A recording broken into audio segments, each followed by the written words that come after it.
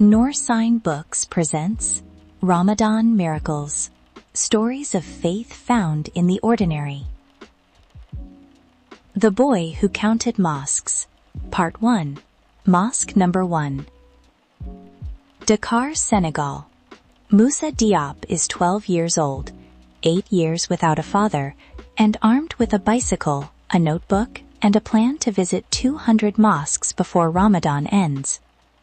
But on the first night, in a small mosque behind a tailor shop, an old Imam is about to teach him that the map he's been drawing might be the wrong one entirely. 100 faces, maybe 200. Moussa Diop stood at the back of the prayer hall in the Grande Mosquée de Dakar, his notebook clutched against his ribs, and scanned every single one. Tall men, short men, men in white boo-boos, men in ordinary clothes, men with gray beards and men with none. He looked at their shoulders first. His father had broad shoulders, his mother once said, and then their hands, their height, the way they stood. Every face was a possibility. Every face was a disappointment. The Imam's voice filled the dome above them, reciting verses Moussa could almost follow in Arabic. The chandeliers threw golden light across a carpet of deep red, patterned with gold. Hundreds of men stood shoulder to shoulder, their sandals lined up at the entrance, their foreheads touching the ground in unison. Moussa prostrated, his forehead pressed into the carpet, and he whispered the words he always whispered. Subhana Rabbi al-A'la. Glory to my Lord the Most High. But underneath the prayer, another voice, his own, saying, please, please let him be here. When the prayer ended, the men rose. They began their personal supplications, hands raised, murmuring to God. Moussa opened his notebook and wrote with a pencil stub sharpened by a kitchen knife. Mosque Number 1, Grande Mosquée de Dakar, Plateau District. 2 minarets, red carpet, gold pattern, chandeliers. Not Baba. He stared at the words. Then he added, too big. Too many faces. I couldn't look at all of them. I'll try a smaller one tonight. He slid the notebook under his arm and walked out into the evening. The adhans for Salat al-Isha were rising across the rooftops, overlapping like birds taking flight. His rusted blue bicycle leaned against the mosque wall, its loose chain clattering in the breeze. He was 12 years old. He had been searching for his father for 8 years, and he had 199 mosques to go. It had started that morning, suhoor, the pre-dawn meal. Moussa was already awake when the pot clanged in the kitchen. He sat cross-legged on his mattress with a dog-eared notebook balanced on his knee. The pencil moved carefully across the page. He wrote in French, the language of school, of maps, of things that needed to be precise. Ramadan, Day 1. Mission, find Baba. Method, visit 3 mosques every day. Salat al-Dhuhr, Salat al-Asr, Salat al-Maghrib. Scout others in between. Total goal, 200. Time, 30 days of school holiday. He underlined 30 days twice. Above his bed, the wall was covered in paper, 4 sheets of newsprint taped together. On them, Moussa had drawn a hand map of Dakar. The Katfara Peninsulas jutted into the Atlantic like a fist, and across its knuckles he had marked every mosque he knew. Tiny circles in pencil, connected by lines that represented his bicycle routes. He touched the newest circle with his fingertip. Somewhere inside that circle, or one of the others, was his father. Baba went to find God. His mother's words. She had said them 8 years ago, sitting on the edge of his bed, smoothing the sheet over his small body. He had been 4. He remembered almost nothing from that night. Not the color of the walls, not whether the light was on, but he remembered her voice. Calm, thin, stretched over something enormous. Baba went to find God, Moussa. At 4, he had understood the sentence literally. God was a place. Baba had gone there. He would come back. At 12, Moussa still understood it the same way. He simply had better tools now. He had a bicycle. He had a notebook. He had the entire city of Dakar. Thousands of mosques. Azans layered like music. Alleys and boulevards and Corniche roads that hugged the sea. If God was in a mosque, and where else would God be? Then Baba was in a mosque. Moussa just had to find which one. His mother stood at the stove, frying eggs and heating bread. The radio murmured, Al-Quran, Surat al-Baqarah, the long one, the one that filled every Ramadan station from Dakar to Djibouti. Aminata Diop did not look up when Moussa entered. She pushed the plate toward his side of the table. 2 eggs, a quarter loaf, a glass of water. Eat slowly, she said. Chew. She was 39 but looked older, not worn but compressed, as if life had pressed her smaller and denser, like charcoal. She ate standing up, leaning against the counter, watching the radio as if the recitation were a television program. Mama? I'm going to start my project today. She set down her glass. She looked at him, not sharply, but with the specific attention of a woman who has been waiting for a sentence she hoped would never come. What project? Mapping the mosques. During school holidays. I'll visit a different mosque for every prayer. I want to see how many there are. Why? The question was gentle. It was also enormous. Moussa took another bite of bread, chewed slowly. Buying time was something he had learned without being taught. For school, he said. Geography. Aminata said nothing. She turned back to the stove. The Quran reciter reached a verse about patience, and Moussa thought, as he always thought, that God had a very particular sense of timing. They finished eating. They prayed Fajr together, mother and son, in the corner of the living room where 2 prayer mats were always laid out. Then the day began. The hours stretched like rubber. Moussa read his Quran. He napped. He drew more circles on his map. He waited for Maghreb. An hour before sunset, he put on his sandals and checked the bicycle chain. His mother appeared at the door with a small bag of dates. Be home by 9, she said. Eat these when you break your fast. He kissed her cheek. She held his face for 1 second longer than usual, her thumb pressing gently into his jaw, and then let him go. The bicycle was a rusted blue thing with a loose chain that clattered against the frame like a loose tooth. Moussa had found it in a trash pile 2 years ago and repaired it with parts from 3 other bicycles. It had no bell, 1 working brake, and a seat that was slowly, irreversibly tilting to the left. He loved it the way a captain loves a leaking boat, completely and with resignation. Dakar, in the hour before iftar, was a city holding its breath. The heat was settling, the sand dust that hung in the air all day was thinning, and the light turned golden, stretching long shadows across the streets. Vendors closed their stalls, women carried bags of bread home, children drifted toward their doorways, licking their lips. Moussa rode through Medina's narrow lanes, dodging a woman with a basin of fish on her head, swerving around a boy pushing a wheelbarrow of scrap metal. He crossed into the Plateau district, where the roads widened and the buildings grew tall and French colonial. The Grande Mosquée rose ahead of him, massive, white, its minaret catching the setting sun and throwing it back like a mirror. He locked his bicycle with a chain so thin it could have been cut with scissors. He stood in the courtyard, notebook in hand, and stared.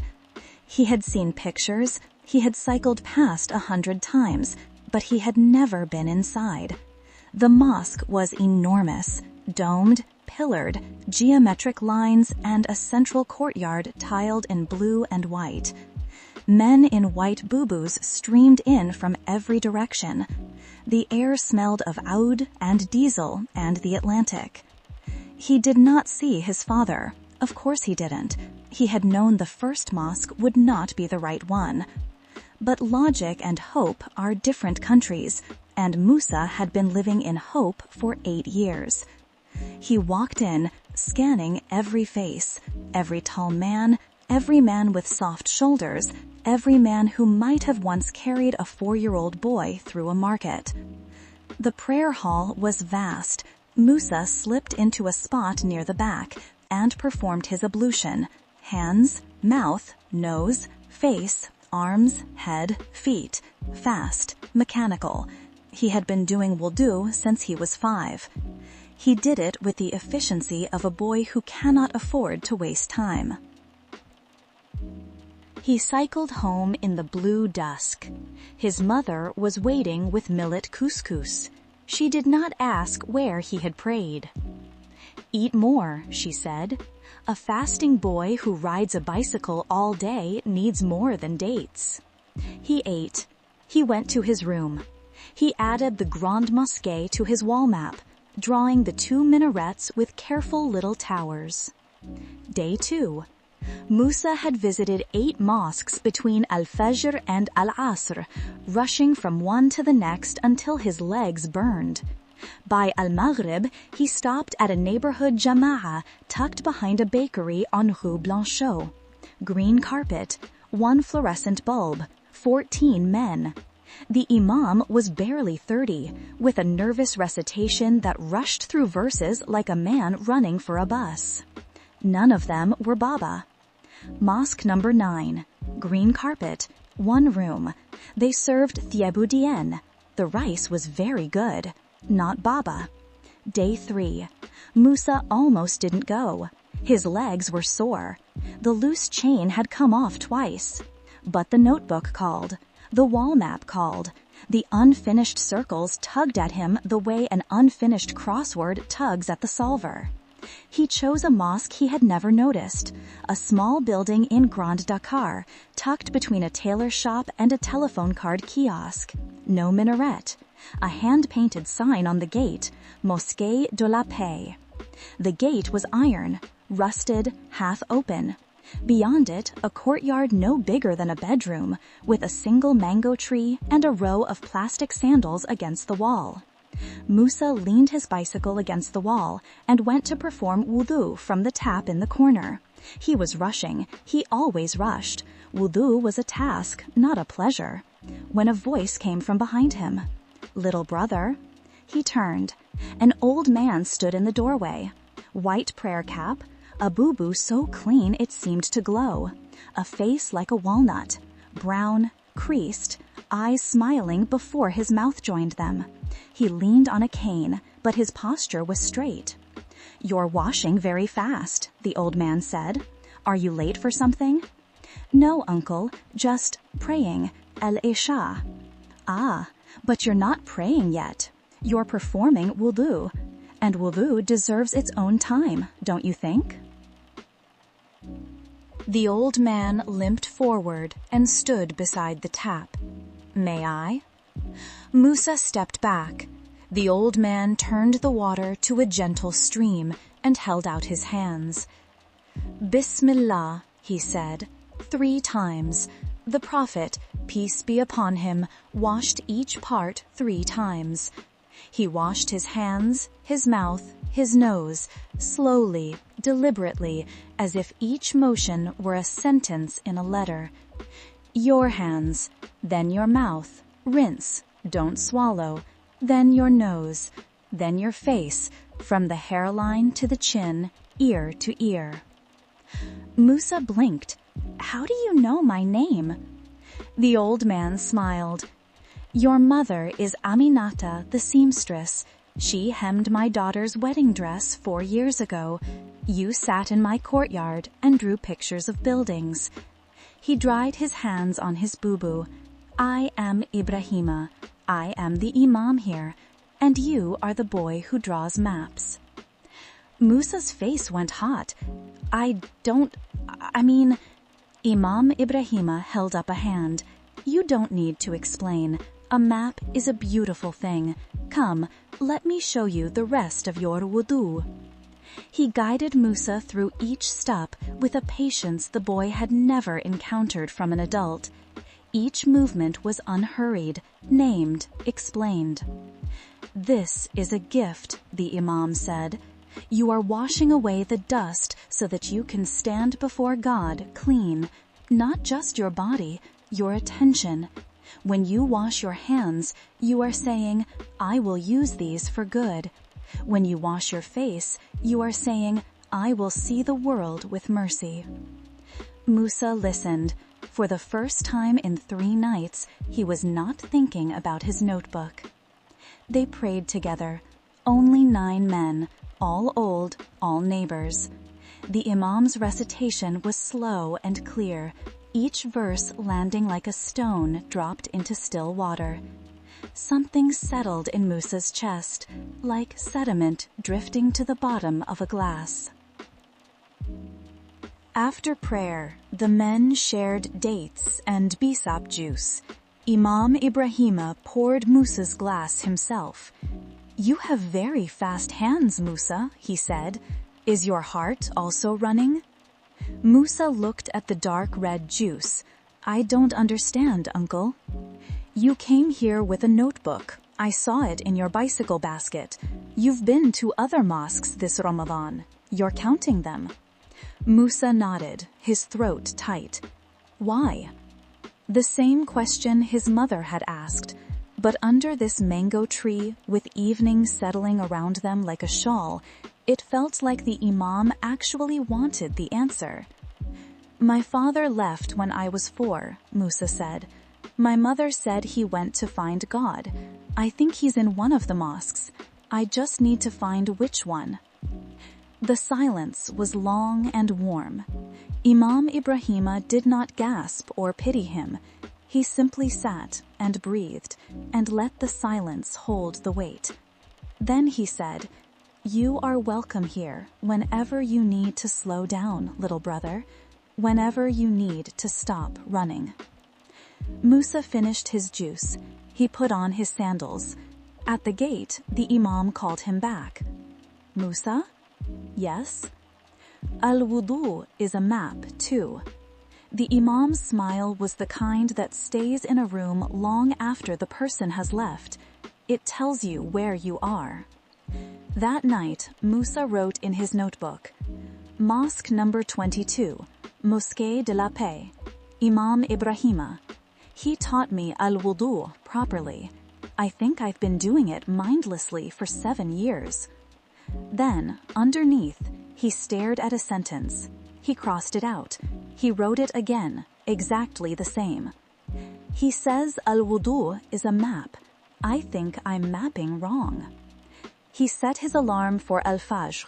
Tomorrow, another mosque. Another face to cross off the list. But something had shifted. A crack had opened, and through it, just barely, a different kind of light. You've been listening to Ramadan Miracles, a Noor Sign Books original. Moussa's notebook holds 199 more circles, but as Imam Ibrahima showed him beneath the mango tree, sometimes the most important journey isn't finding someone else, it's discovering who you are along the way. If you enjoyed this, please subscribe and hit the bell so you don't miss the next miracle. Visit noorsignbooks.com to join our community and get the full collection. Jazakallah khairan.